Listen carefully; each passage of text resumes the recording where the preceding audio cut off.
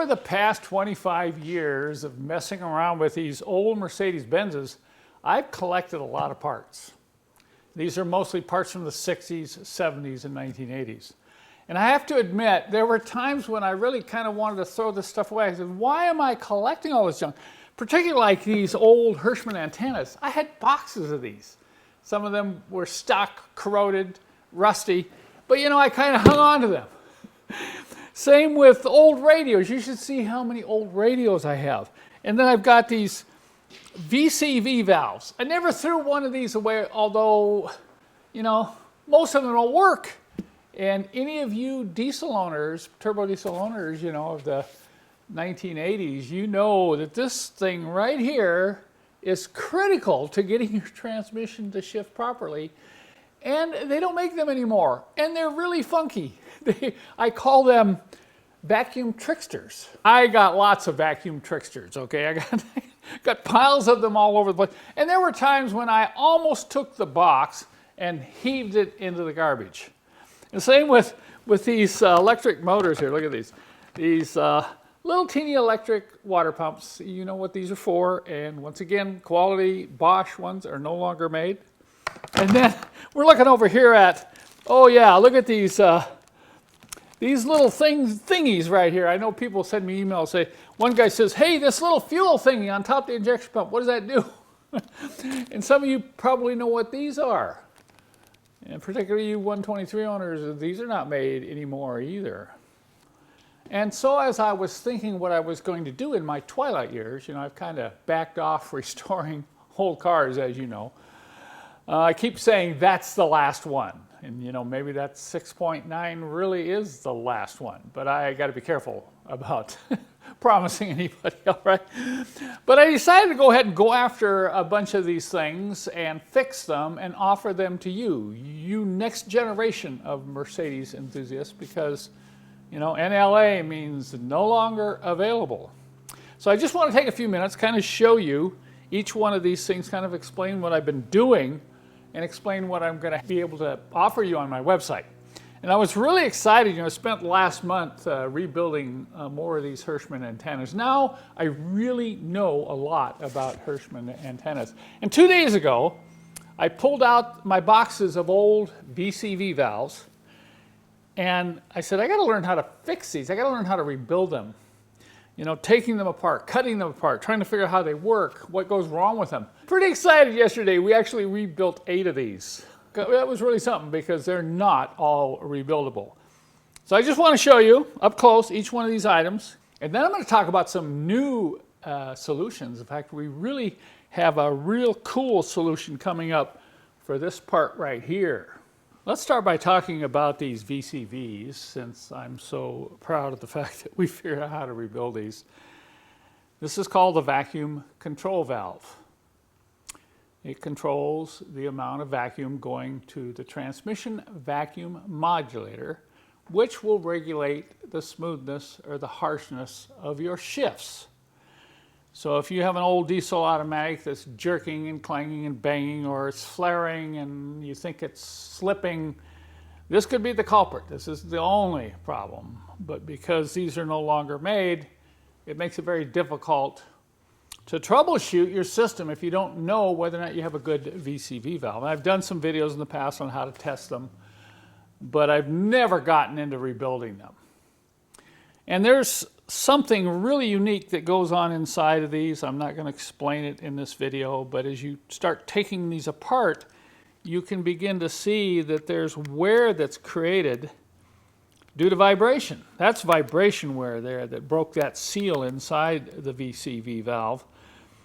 And because they're so weird in what they do, you can't just stick a vacuum tester on the end of these and try to pump up vacuum and say, well, it's not holding vacuum. That's not their purpose. This is a proportional bleed-off valve. In other words, as the throttle is applied and this lever comes up, it bleeds the vacuum off to the modulator. So it's trying to simulate the vacuum that occurs in a gasoline engine, because a diesel engine doesn't produce vacuum like a gas engine. It has a pump. So that's why I call this a vacuum trickster valve, because it's tricking the transmission and thinking that it's running off a gasoline engine. Okay, enough said on that. But the problems inside these are many. They have to be tested properly on a car with the engine running. So it required going in here and taking all these apart and checking spring loads and diaphragms and seals and everything. And as I said, not all are rebuildable, so this isn't something I'm going to have a lot of.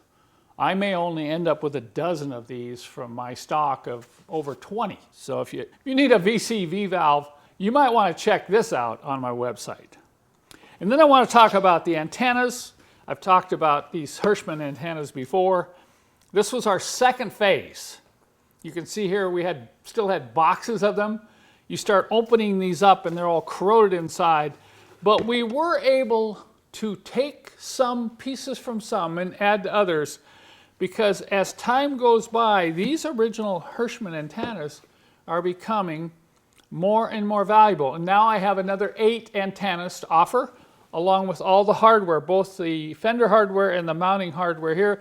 This one's for an early 123 up to 1979. This is a late W123 here. This is a wagon antenna that's been totally rebuilt. I also have a couple of late W116 antennas and some for the R107 up to 1975. So I'm done. No more antennas. I probably won't be getting any more antennas, but at least I've got a dozen or so that I can offer to you enthusiasts who want an original antenna in your old Benz. And since it was my birthday last week, I decided to treat myself to an Aux water pump. No, just kidding. But I did go back into the old warehouse and pull out all the pumps I had. I had probably twice this many, and we did some power testing on these auxiliary water pumps, and shoot, I think I only came up with about 6 good ones that have good output, sound good, aren't groaning and straining. So I'm going to offer these. Remember, if you have one of these second generation climate controls and it's doing funky things, particularly when you're stopped at a light or the car's idling, it may be that the pump is not running. This is an electric pump that keeps the coolant moving through your heater core so you have some consistent heat, particularly when the engine's idling.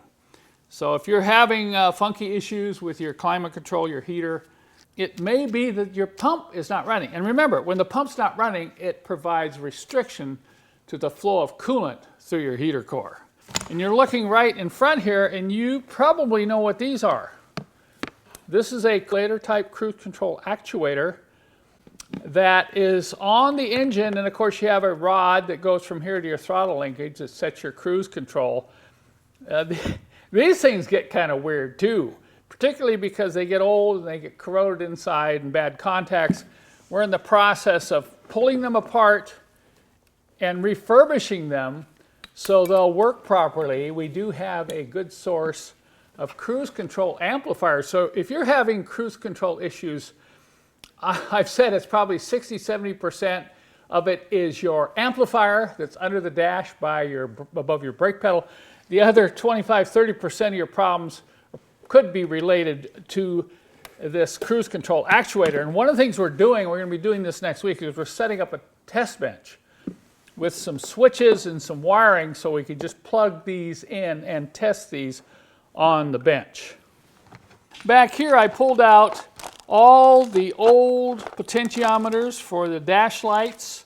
I actually had a couple that were like brand new, but some of these can be restored, not all. You know, I do have a video on my website that shows you how to take these apart and actually repair them if it's repairable. I just want to warn you that not all dash dimmer switches or potentiometers are repairable. And finally, I want to talk about this here. Look at this. The dreaded monovalve assembly. Now, this is the key component in the heating systems for all those Mercedes-Benzes through the 1980s up to 1991 in the W126. But We're talking about the 380 SL, the 560 SL, the 123s from 1981 to 85, and then all the W126s from 1981 to 1991 use this monovalve assembly to control the hot water delivered to your heating system in the car. And if you've had one of these cars, you know about the monovalve. There's all kinds of problems. That valve there is a rubber diaphragm, and you can see that one's torn. Probably every one of these, that one's corroded and plugged. That one is badly torn. The solenoids fail. And the problem we've run into is there are a couple aftermarket monovalves available, but they don't work. The Bosch ones are no longer made, so people buy these aftermarket monovalves and then they're all frustrated. We haven't even sold these, I think, in the last 5 years because of the frustration of not being able to get quality parts to repair the monovalve. Well, I can't repair that. I'm not going to go into production and try to make new diaphragms. There was one company that tried to just sell a new diaphragm, but that doesn't solve the problem with some of the issues you have with this solenoid here. So this isn't something I can deal with. But here's a sneak peek. A friend of ours who runs a very unique Mercedes business has come up with this part right here. I so admire the effort that's gone into this. This is a completely re-engineered and heavy-duty monovalve assembly, and we just got this last week. And I'm going to be installing this. Doesn't that look cool? Totally redone. This is all fiber impregnated nylon, so it won't crack under heat. Heavy duty solenoid, different valving, closing mechanisms internally. We're getting ready to install this in a R107 380 SL and a 300D here shortly. And you're going to get to see the results of how this works once we get it installed and get it tested. This I'm really excited about. This is a great birthday present. Thank you very much, Matthew. If you are working on your Mercedes and need solutions for any of these issues that I've been talking about here, be sure to check out my website. I'll put some links to all this stuff in the description below this video.